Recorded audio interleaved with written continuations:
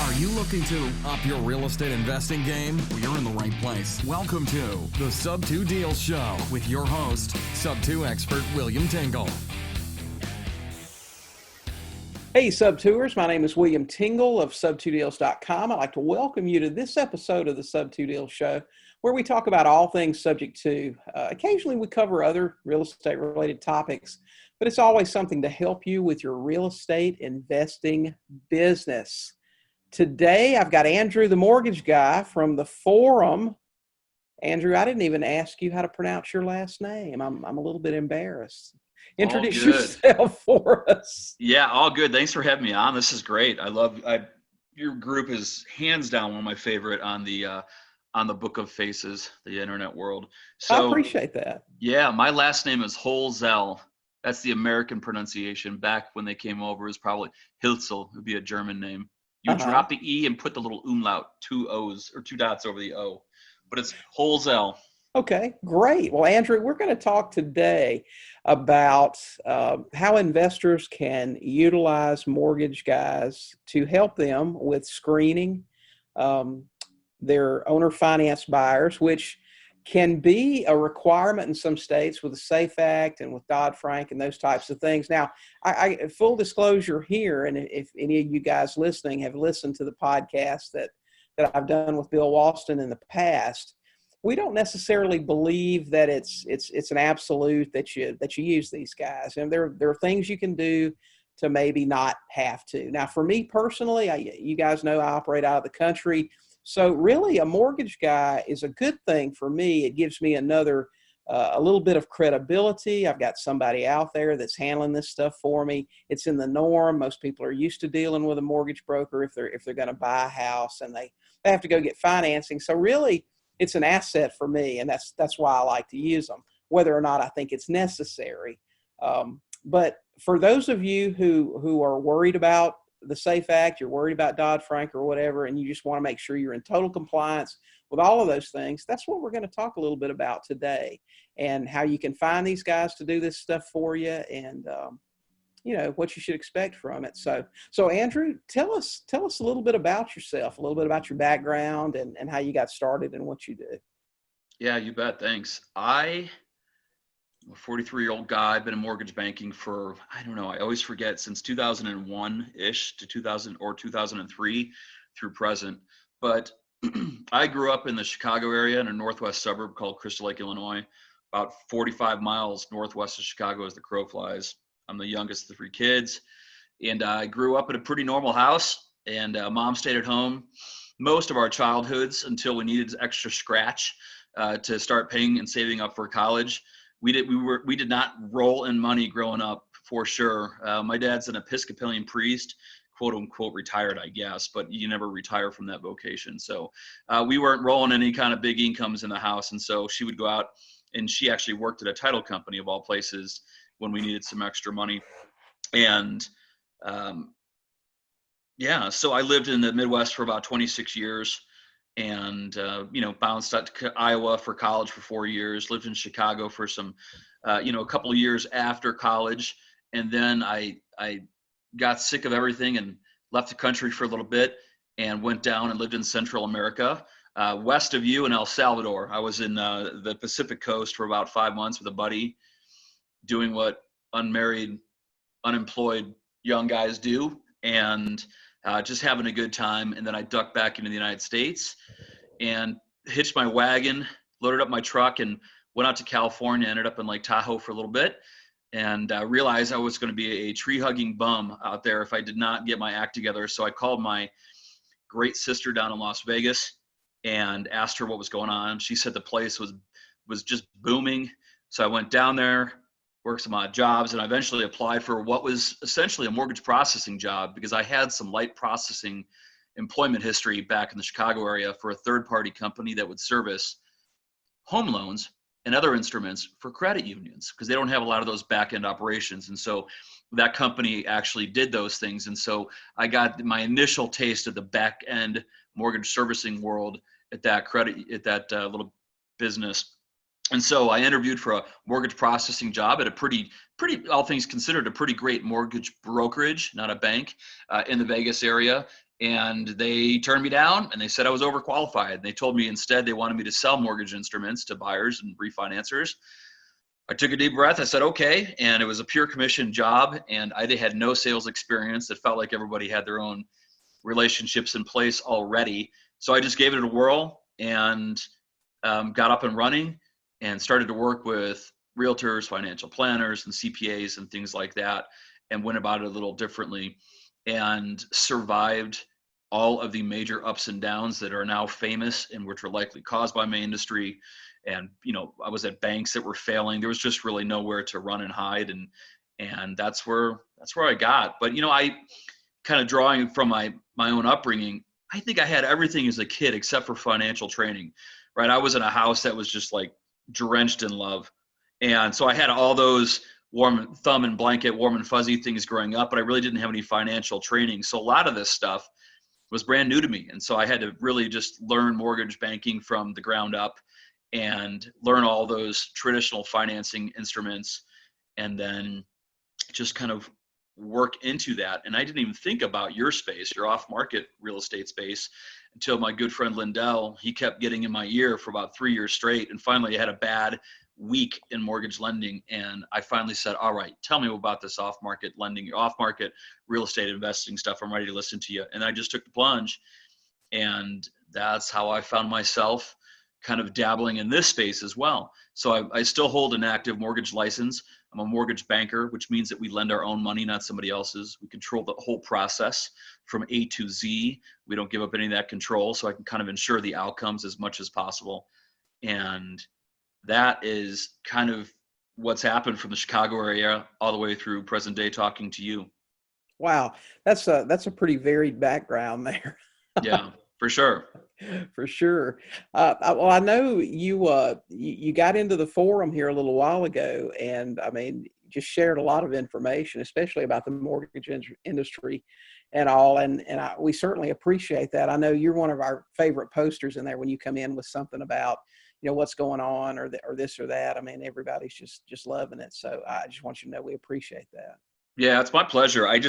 I'm trying to turn on the fire hose and add quality information where I can, because that's my specialty, because I am totally reliant upon your community for information specifically related to subject to. So I'm just trying to give before I ask.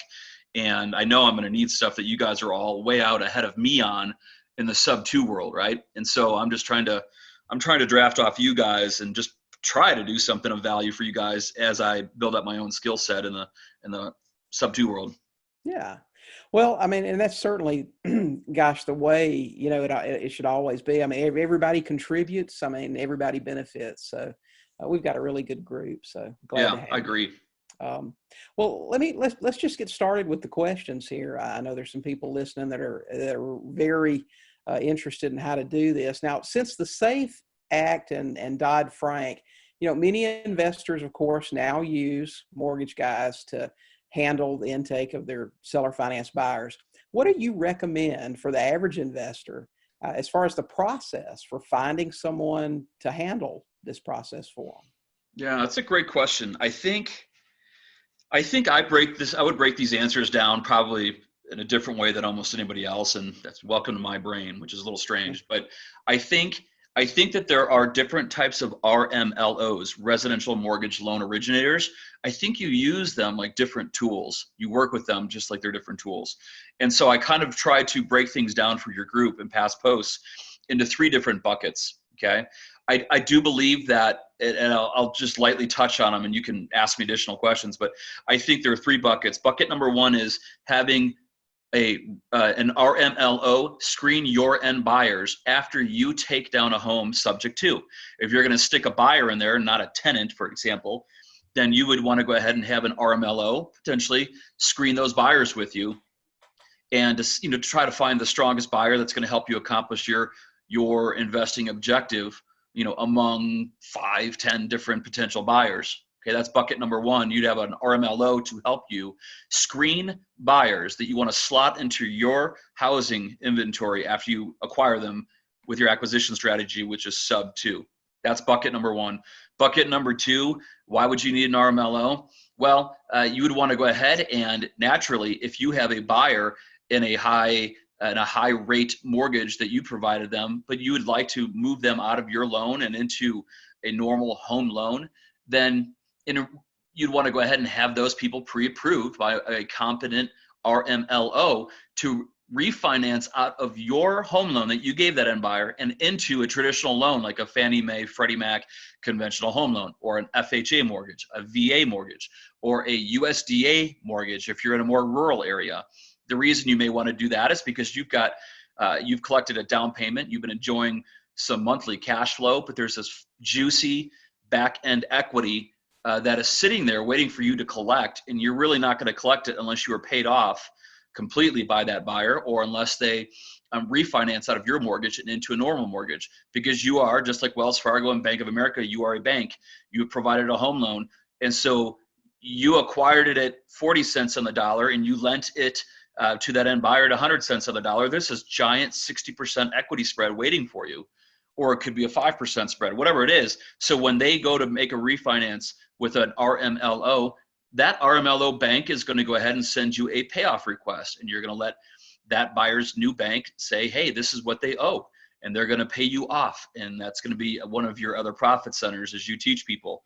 So again, bucket number one, screen your buyers. Bucket number two, you want to potentially move people out of your home loans and into a traditional mortgage instrument so you can move them on in life, and so you can get paid off and pick up one of your additional profit centers. Bucket number three is RMLOs take lots of applications. Most of them do, or occasionally, and they, by the nature of that business, they will have to unfortunately deny some of these people for a traditional home loan. Those people are sitting in a database if that RMLO is organized, and they're just sitting there. They couldn't go out and buy a home. Well, you represent a potential path forward to home ownership for those people that were denied in my very square mortgage banking world. So if you're working with RMLOs and you're developing a reciprocal relationship, then you might want to see if you can help some of those denied buyers become buyers and owners of the homes that you acquire using a sub-2 strategy. And so they might have people sitting there. And so that might be a source of buyers for you. And we could talk at length about maybe how you would broach that conversation, but it also represents a win for that RMLO, because they get a future refinance out of that when they are able to then qualify for that lender's home loan. Whatever disqualified them from that home loan at the time, over time they can cure those deficiencies in the mortgage lending world, and then they can refinance them out of your 9.99% mortgage and into one of their normal conventional loans, which today are in the mid to high threes, low fours, depending on a profile. So they would get a future commission out of it. So they've got an incentive to plant that garden with that future refinance, and you'd be helping them. Plus, it'd probably repair that client's credit, because they would have more time to kind of season things. They've got ownership in a home. They might build some equity over time.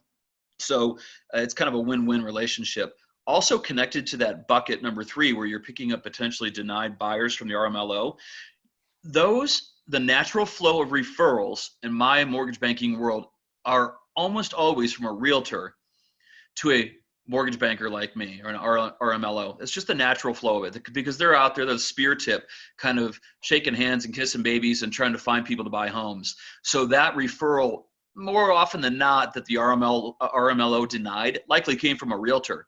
So you might find another way to create another win-win reciprocal relationship by demonstrating to a realtor that initially sent that referral to an RMLO, which was then denied. If you put them in your home and they're owning it, maybe there's a way to get that realtor paid. I don't know. Or maybe there's a way to then demonstrate to the realtors how you can help them in some of their listings that otherwise will not move. Maybe there's not enough equity, not enough time. The home wouldn't pass inspection or appraisers, things like that. So there's ways for you to develop those relationships. So real quick, 3 buckets. First bucket is you work with an RMLO to screen buyers for your subject to homes.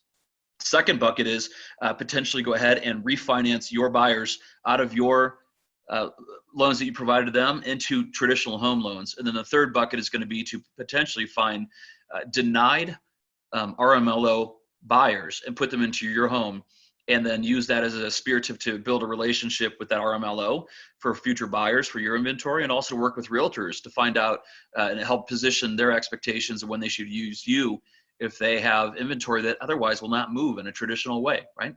Yeah, absolutely. You talk about that bucket number 3, and I've been telling people for years that's what they need to be doing. I mean, the numbers we hear, and you can confirm this if it's true, is that up to 70% of the people that these mortgage guys talk to can't get financing.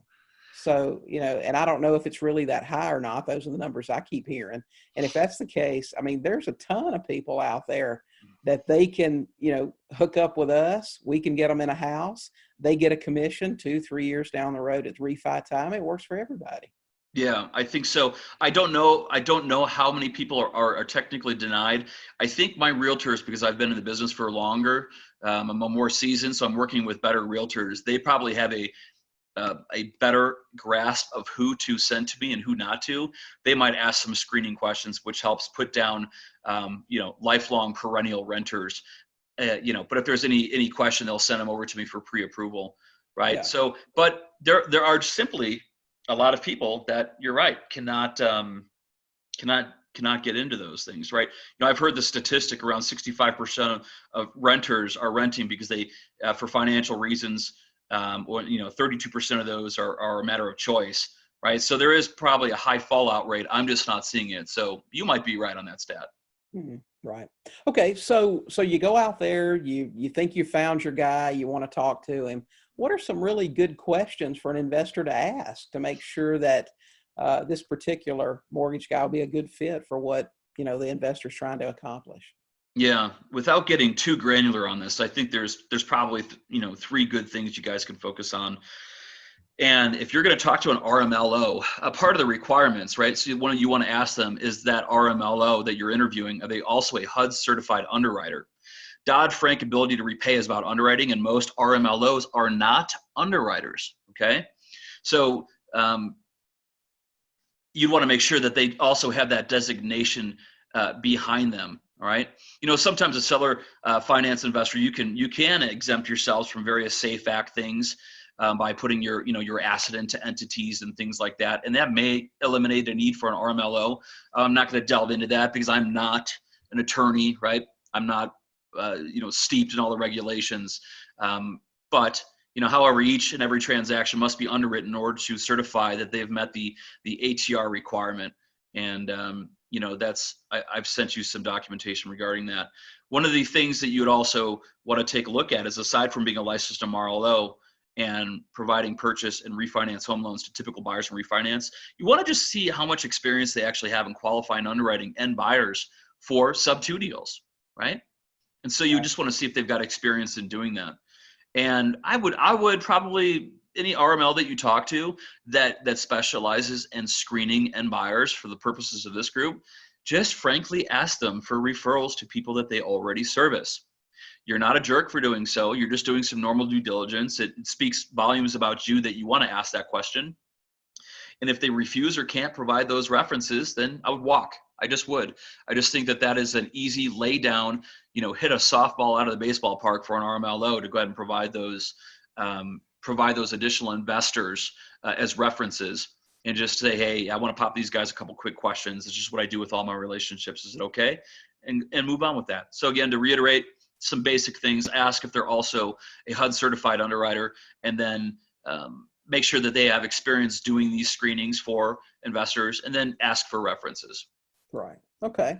So, and once you've got your guy, I mean, what should an investor expect the mortgage guy to do? I mean, what's part of the process here? What would they be handling for them? Yeah. Again, this answer is going to vary a little bit, because even though I am a licensed RMLO, for litigious reasons in this weird country that we live in, I'm probably going to insert a layer of protection between me and a judge with a gavel. So even though I could do this through my mortgage bank for my own end buyers, the screening, I think I'm probably going to rely on an outside RMLO to go ahead and do these things. I just think that it creates, it doesn't look self-serving for me, who's a license holder. But so what I would look for is to make sure that they can do a couple different things. One, a nice gentleman that I've talked to quite extensively at this point, his name's Russ. I'll probably send you his information. we had a great conversation about what he will do. I think he goes above and beyond what a lot of RMLOs will do. A lot of them are out there just satisfying the legal requisite and then just leaving it that and just letting you choose the buyer, right? Which is fine. I don't have a dog in this fight, right? I just think that if you can get a little more muscle flex out of an RMLO, you should. So, he and I were talking, and some other things that you might want to get are the credit report. So you can look at that, a flood certification, valuation certification. You want to make sure you have all those borrower disclosures that have been presented to your end buyer so they're compliant. Make sure that there's a full Dodd-Frank compliance underwriting review within 48 hours, say, of completing that submission, that application for that end buyer review. And you just want to make sure that you can maybe get a warm and fuzzy. Some RMLOs will provide, something, maybe not by this name, but I'll just use this name, an ability to repay approval certificate. That might be bearing that RMLO's credentials and maybe their HUD underwriter certification credentials. This is above and beyond what most RMLOs are doing. I'm letting you know what the gold standard would be. There are RMLOs out there that will simply screen, satisfy the legal requisites, and then shove it all back to you and have you go ahead and choose people. I just think you should be getting more mileage out of an RMLO, but that's totally up to everybody. I'm not here to tell people how to run their businesses, but again, maybe get a credit report, flood cert, valuation certification on the property, all the borrower disclosures, that full Dodd-Frank compliance underwriting review within a couple of days, right? You want to get it done so you can slot a buyer into your home. And then lastly, maybe some kind of warm and fuzzy thumb and blanket ability to repay approval certificate that's going to demonstrate the RMLO's credentials and also their HUD underwriting credentials, because that satisfies some of those legal requisites out in that world for compliance.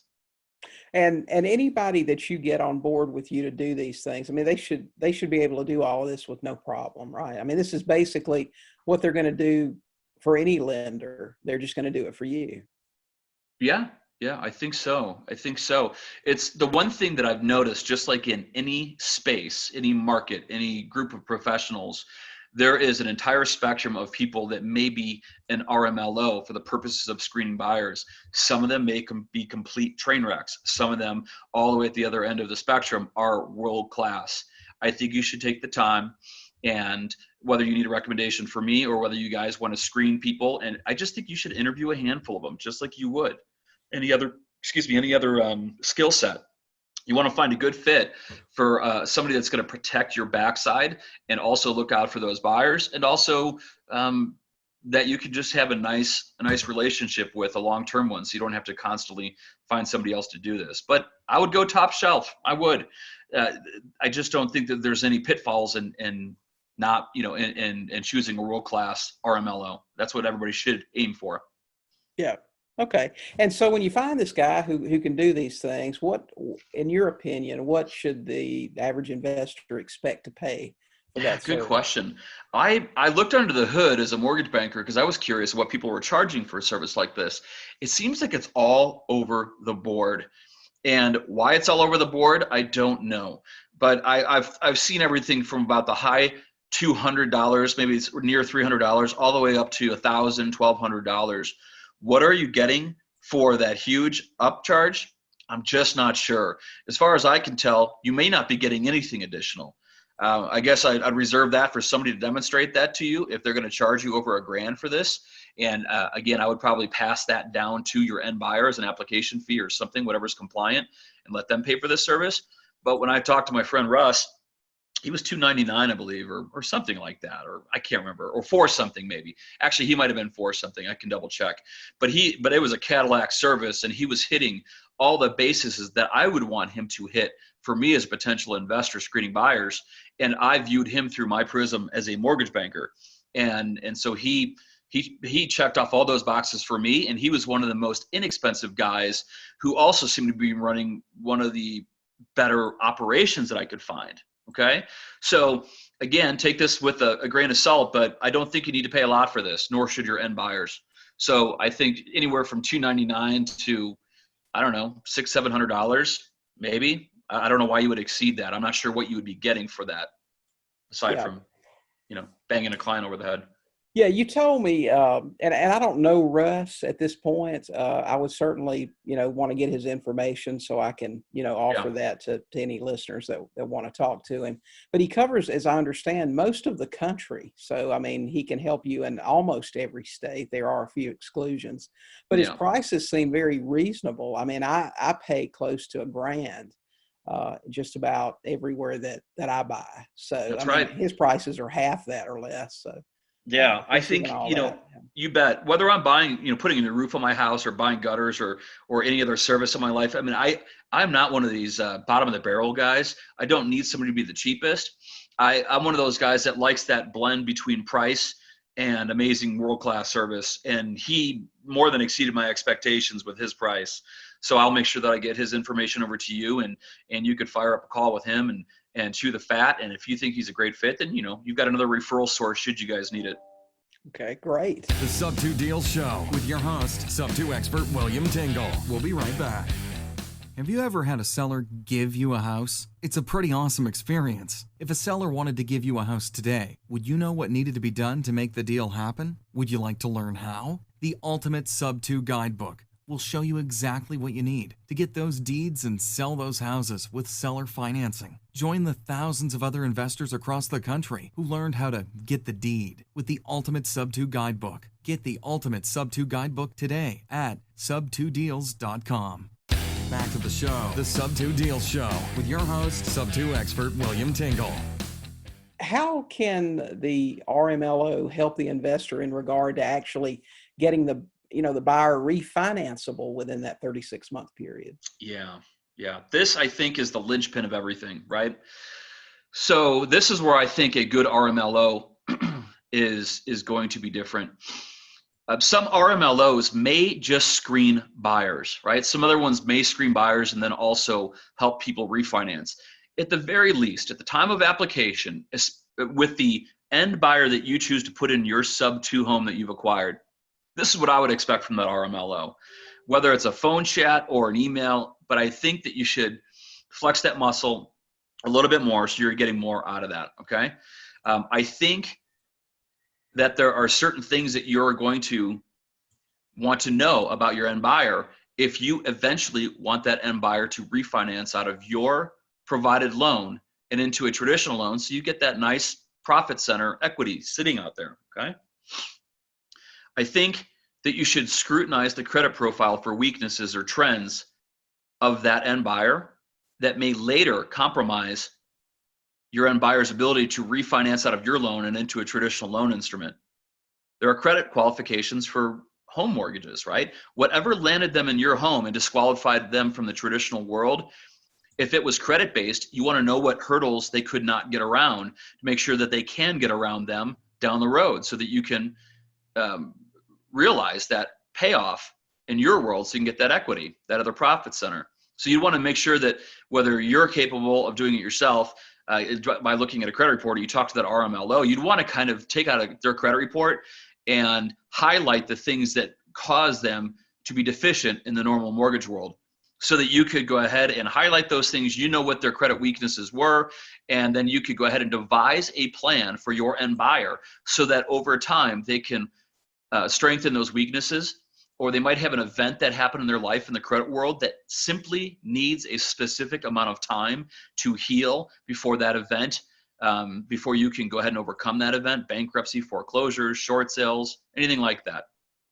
So you'd want to kind of make some notes on that so you've got a running file, and so that down the road that it'll take X amount of time for them statutorily to get around that in the credit world, or you want to link them to a credit remediation company, a world-class one that's going to help them overcome those, remove those barriers, or simply build a credit profile around those old credit wounds, right?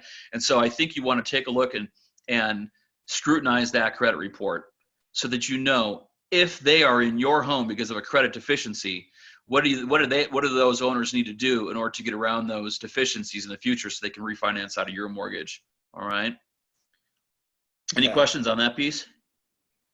Oh, listen, I'll tell you, this stuff can really get complicated. It can, yeah, it can. So I would just put it in the hands of a professional. RMLOs, they see credit reports all day. Doesn't mean they're credit experts.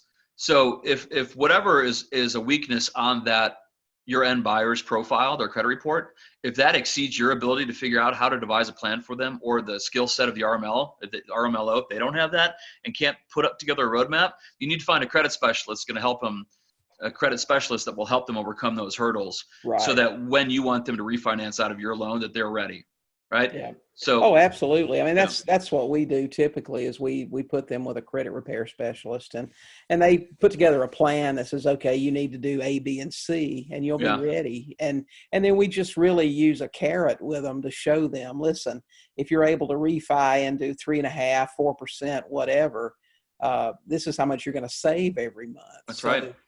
I mean, and typically, it's going to be $400, $500, $600 a month. And that makes a difference in most people's household when they, get that extra income and, just for, basically, going out and just refinancing the house. So. Amazing difference. Yeah. And some credit remediation companies, the good ones, will have a secure, safe portal within which you can kind of watch the progress of your end buyer moving through those different hurdles. I don't want to speak that too much. I don't know about the legal requirements and disclosure rules, but good ones usually have kind of a referral program. And at the very least, they keep you informed of how that referral is progressing. So if you refer somebody to a credit company, as a courtesy, they want to retain you for future business. They want to butter you up and say, hey, we're hitting our milestones. We're moving along as planned, so that you know that the buyer that you need to refinance out of your loan, if you had a 36-month goal for them to get out of your loan, you want to make sure they're moving toward that target, because you don't want to get to 36 months and find out that they've got a 2-digit FICO score and they haven't done any of that work, right? Now you're stuck, or now they're stuck in your deal. Now you can't capture that equity off the back end like you want to. So That will happen. That will happen because Sure. if you don't, stay with the program,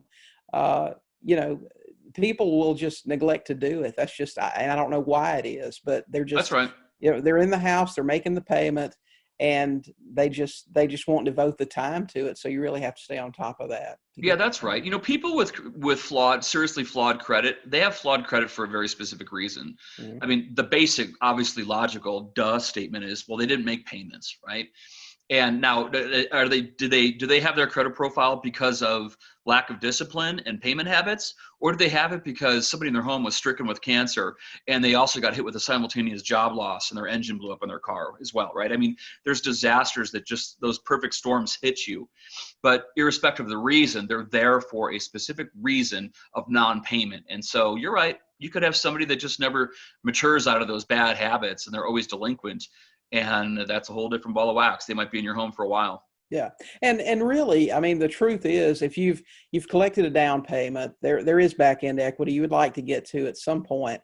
In the meantime, you're collecting, $400, $500, $600 a month in cash flow. I guess it could be worse, but you would like, if your business plan is based around consistent refinances and 24 to 36 months, then you want to stay on that to make sure those things happen. Yeah, that's correct. That's right. Okay. Yep. One of the other things that I think, so aside from the credit report and identifying weaknesses that could trip you up and a future trip a refinance up down the road, I also think you need to take the same scrutiny to their income profiles. A lot of people might have beautiful credit. They may have money saved up for a down payment, but when they go to try to qualify with somebody like me or a fellow RMLO, they might not be able to prove their income. So what if they're a tradesman or a commissioned salesperson, right? They can't prove their income, or they played the IRS game and they just kicked Uncle Sam and the IRS right between the legs because they're trying to keep as much as their money. When you play that game with the IRS and you write everything off, yes, you're taking maybe more of your money home. What you're doing is you are tripping yourself up in my very black and white mortgage lending world, because we now no longer potentially have enough income on paper to show that you could even make this payment. So if you get somebody into your home that you put in, maybe they're a new business and they're making great money, but they can't prove their income. Well, now you just make sure that you talk to their CPA or get them with a CPA and say, you're going to have to change the way you document your income for 2 years, so that come time to refinance, you've got 2 great years of earnings on paper that a mortgage banker RMLO can use. So you might have an income weakness on your end buyer's profile that disqualified them from a normal home loan. You want to cure that weakness by making sure that they change the way they document their income so that they can then later conform to the boring underwriting guidelines that I have in my world. And so that's just about changing the way you structure your taxes, right?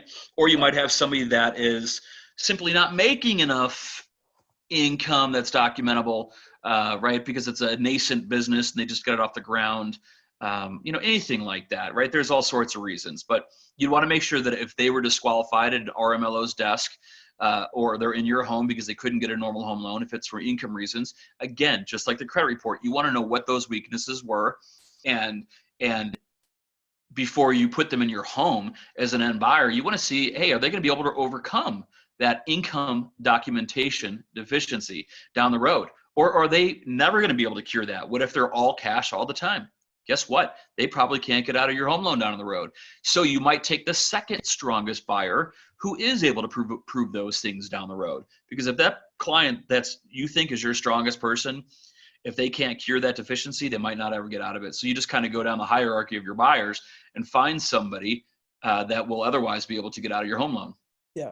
Okay. And then I think maybe another piece, aside from identifying weaknesses in credit and or income, right? You also want to make sure that the property that you've acquired subject to, you also want to make sure that those properties are lendable, right? You want to make sure that the property type, if there's any problems with that home, such as a roof or a foundation problem, things like that. The government world hates peeling paint. FHA, VA, and USDA, they don't like those little things that kind of nitpicking things like peeling paint, right? But you want to make sure there's nothing about your property that will prevent your end buyer from finding a traditional home loan, because they're going to send an appraiser out there in the future, and that appraiser is going to look at it. And if it doesn't conform to the loan program's guidelines, or if it's got a major problem with it, the end bank that wants to give that loan to your buyer when they refinance, they don't want to lend on a piece of collateral that is a bad bet for the bank. Because if they refinance it and your buyer into one of their loans and it's a garbage property, and if that buyer defaults, now they're stuck with a real dog with fleas, and they're going to have a hard time getting rid of that after they foreclose on your buyer, right? So you want to make sure that you're buying good inventory for a lot of different reasons, right? You want to make sure that your inventory that you purchase is also not going to present a problem to a mortgage bank come time for the buyer that you have in your home to refinance into a traditional mortgage. That's good advice. Several years ago, I completely changed my business. All I do is buy subject to. All I do is sell with owner financing, and I buy homes 10 years old or less. I'm looking for newer stuff, newer construction in excellent condition. I used to buy a lot of houses that needed work and stuff like that, and it's just too much trouble. Yeah, I don't know how relevant this is to our chat, but I take away from your podcast, I might have commented in your group, what I love about hearing you talk, or some of your more experienced podcast visitors, is that you all have this laser focus on what you love to acquire. And I think new people, including me, you get stricken with some shiny object syndromes, or you want to go out, and instead of going out and catching sea bass, you go drag an ocean net and you catch everything, including garbage. And I can see there's that pressure to go out and make money. And I can see why we drag those nets. But as soon as you can go out there and actually fish with the fishing lure that you want to catch that exact fish that you want, you got to try to race to get to that point that you veterans are at, because it clears up so many other problems in your financial life. That is so true when you're getting started and you don't have a clear vision of what you want to do. And plus you don't have all the years of experience that you'll have down the road when you'll say, well, this was okay and it worked, but I didn't like it, and this didn't work at all. I mean, you tried a bunch of different things. I actually had a conversation. We recorded an episode earlier today with the Get It girls, Cindy and Lisa, and we were talking about how in the beginning of our real estate investing, we were very proud of being transaction engineers, which is just a fancy term for jack of all trades. We took anything that came on and tried to pigeonhole it. Well, we'll put it here, we'll put it there. This is what we'll do. But most successful investors, you're absolutely right, over time, they find something they really like, they super focus on it, and that's what they do. And it's easy to just turn it into a cookie cutter thing where you can just turn that stuff out like that. It's a lot less effort. You make a lot more money. Yeah, it is. Well, it's such a great lesson. That's why these things are so powerful to hear people that have come before you, who've made a bunch of mistakes, who've been doing this, who are now wildly profitable, and who've fallen into their own specific niche. You can just hear it in their voice. They're so relaxed, and it just it lends so much predictability to what they're trying to do financially. And And that's yeah, really what it's about, isn't it? Predictability it and is. It's huge. certainty. You Yeah. know, predictability and certainty. Yep. I tell people all the time when they're evaluating deals that, don't look very good. I said, listen, if there is a question, there is no question. If this isn't going to be a profitable deal for you that you can see, 6 ways from Sunday, we don't do it. Yeah, I think that's great on like your Facebook group exchanges that everybody has with each other. When somebody presents a deal, and if they're fairly new or don't have a ton of these under their belt, it's great because everybody quickly piles in, and they just in a most transparent but non-aggressive way, they just say, this is a dog. You got to run from this deal. Here is why, right? And I think that's good for the newbies, including myself, to see, because you do have this inclination to want to just take these properties down, to get a notch in your belt, and just to say you've done them, and to get that, just start working through the documents and the legals and just that transactional efficiency. So you want to get volume under your belt to become good at something. Just like a good carpenter, one hits every nail, and I would probably bend a bunch and take 5 hits on them, right? It's the same thing, is that you want to get those deals under your belt to become good, but I think you just got to guard against it. You got to choose quality over quantity, even as you're trying to get more proficient. It might make you money slower, but I think one bad deal, as everybody knows, one bad deal in real estate investing is a time suck, a stress suck. It'll age you. It could break you. It could wipe you out. And so, make it a good one. So if anybody's got any deals that they're after, don't be bashful. Share every nitty gritty detail with the group, and then let the hive mind help you see if that's a great deal and point out weaknesses and strengths. I think it's such a good community. Good advice. I appreciate that too. We really try to make that one of the best on Facebook. I think we've done a pretty good job. We've got some excellent, just like you, we've got excellent people in there that share a lot of information, and no shenanigans. So like you'll find in some groups.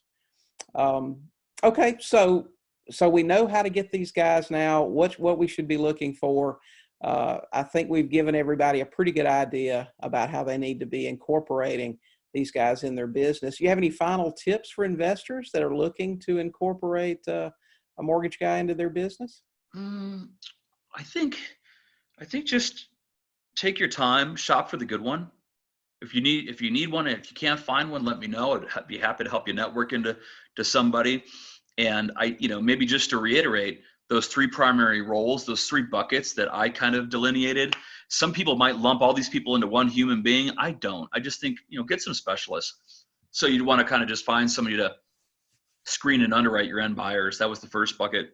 You want to find somebody, an RMLO, who might be a fantastic source of turn downs, of denied mortgage purchase money applications. And because that might help you find a buyer for your sub 2 acquisition faster. So that velocity of money, if you could shave 15 days or 30 days off of finding a buyer, that'll help you get up and running faster. Okay. And I think that's something good to have. And then I also think that you need that RMLO as a professional to perform those refinances for you. And think of it as a stool too. See, people should go back and reference anything you've ever talked about, written, or had on a podcast, including all of your students that are doing this well. Try to figure out a way to find that 3-legged stool in each of the areas in which you want to find these properties, and find yourself and an RMLO and a great realtor or realtors, and have you guys work as a team. You're going to burn through some people who are going to think you guys are doing things illegally. Obviously it's not. Or this doesn't make sense, or why would I ever give you these clients? You just push past through those no's and get to the yeses. You want to find a nice, strong team, because you might find listings that are sitting out there like ripe fruit for you that these realtors don't know how to move. And you become a hero, and you can make that realtor shine to their listing that they can't sell, and say, listen, here's what we're up against. I don't think we could do this traditionally, but I've got a trick up my sleeve. It's a little unorthodox. And here, talk to this guy. He's going to talk to you about something called subject to, right? And so, you coach your students on that stuff. I just think that's a great team to put together as many times as possible in your different markets that you're trying to find these properties. I agree. Andrew, you do lending. So do you offer any services to investors? I do. My bank is All Western Mortgage at the time. Right now, I've been with them since 2011. We lend on traditional mortgage instruments, conventional home loans, FHA home loans, VA, and USDA loan types. And we do some second lien position like HELOCs and home equity loans. We're in most of the Western states, and we've got that pretty much hammered. So if anybody has any lending questions or they need my services for those things, I am more than willing to help. If I'm not licensed there, you have got a near 20-year veteran that's your cut man in the boxing ring. I'm right behind you, so we could interview a banker in your market. If I can't lend there, I'd be happy to do so, or make an introduction to one of my buddies that might have coverage in your area. And so I can provide home loans for purchase and refinances on single family homes, duplexes, triplexes, quads, manufactured homes, modular homes, and investment properties, second homes, primary homes, your normal stuff, right? And so that's what I can do in a lending capacity. But no question's too small. I don't need to have any skin in the game. If any of your tribe has any questions, it is never an intrusion into my life to call me or to message me or email me, text message me. Your group does it already, and it's great. I like talking to people because it helps them move the needle and makes them better. I'm all for it. I'm going to need you guys for other things, and so it's kind of a nice meeting of the minds, and I'm eventually going to reach back out to you guys on something I don't know, and you guys are going to have the answer. So it's a nice kind of symbiotic relationship. Okay. So if anybody wanted to reach you or do business with you, which I'm sure is always welcome, how would be the best way to get in touch with you? Oh, cell phone's always great. I only own one cell phone. My number is 970-692-9446. And my mortgage banking email address is AHOELZ as in zebra, EL at all Western, like the direction.com. Okay. And I'm on Well, Facebook, oh yeah. chat, Messenger. That's always a great way. And you're in the forum too. So And I'm in the forum. they Yeah. can just tag you in there and, you can help them out. So, Absolutely. Yeah. okay. Andrew, I appreciate so much. You have no idea. You coming on today and just talking with us about this. I know people have a lot of questions about it, and certainly you've answered a ton of them in the forum, but we certainly appreciate having you here today. Yeah, it's my pleasure. And just kind of a pat on your back. There are so many people that are seeing this hood ornament now that's called subject to, right? This has really caught fire in the last 6 months to a year, this language. And there are a lot of people that are out there attempting to do this, and there are a lot of moving parts. And it's not rocket science, but you need to have these moving parts down properly. And there are people out there that are teaching poorly or not teaching, or they're selling courses. There's some real future train wrecks that are out there. I think that we may run into some disastrous, heavy-handed regulation down the road, kind of like you're experiencing with wholesaling other states. They're actually forcing people to get licenses of realtors. I think that if this market that we are in, this beautiful market that we've had for 10 years, that rising tide has lifted all boats. If the tide ever goes out to sea, it's going to show a lot of poor teaching. It's going to show a lot of poor understanding of subject to financing, and is going to create an opening for nosy, ignorant politicians to overregulate stuff that maybe we are trying to do as best we can. For like all your students are doing things by the book. And so the better we can be trained, I think it's going to help insulate us from any of that stuff that may come down the road if this market ever rolls back on itself. And I think we've had an amazing run, and maybe that is ahead of us, and that'll create a lot of opportunity for us in the subject to world. And I just think we need to be ready. So people that are listening to this, if they've bought your course and they love your course, which I'm sure they have, I know you're not advertising that, but they need to take your courses, and they need to know this stuff inside out and rely on your experience and the experience of the veterans in your group. And they've got to get that training. So everybody in your group, if you hear anybody talking about this stuff out there, you need to flip William Tingle's group and his credentials out there and say, this guy knows his stuff. You got to get trained up, because if you do these deals improperly, you're going to hurt an end buyer. You're going to hurt yourself. You're going to hurt a seller. So I think you run such a classy group and you never talk about the stuff you sell, which I love. It's kind of what attracted me to you anyway, is that you don't lead with an ego, but people need to delve into your material. I have paid for a course elsewhere and pretty good modules and things, but I'm probably going to pick up your course because I think that you go that extra 10 yards to support the people that do happen to lay down hard-earned money for your courses. And I just think that everybody should be piling in now before this train wreck of an economy manifests itself, and they should get trained up on your sub-2 skill set. It could change their financial life. When the mortgage industry collapsed, I did not have a hedge to protect me from that market as it receded, as we went into that mini depression, recession. I was caught flat-footed. I didn't have another skill set. And I think that as investors, we have ability to benefit from a rising market or a market that's collapsing on itself. And subject to might be one of those ways that you can still feed your family when other types of real estate investing are failing, or when those underlying numbers don't work. So everybody, dig up on his website, Williams courses, jump in there, get trained up, and it's probably going to be an amazing investment for yourself. Well, Andrew, you're too kind. I do appreciate that. We try to train people the best we can. I put that together.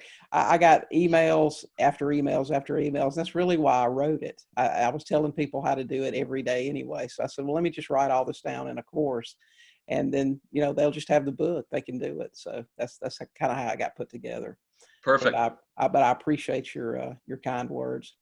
So thanks again for being here today, and for all of the value that you give to the forum. We appreciate you.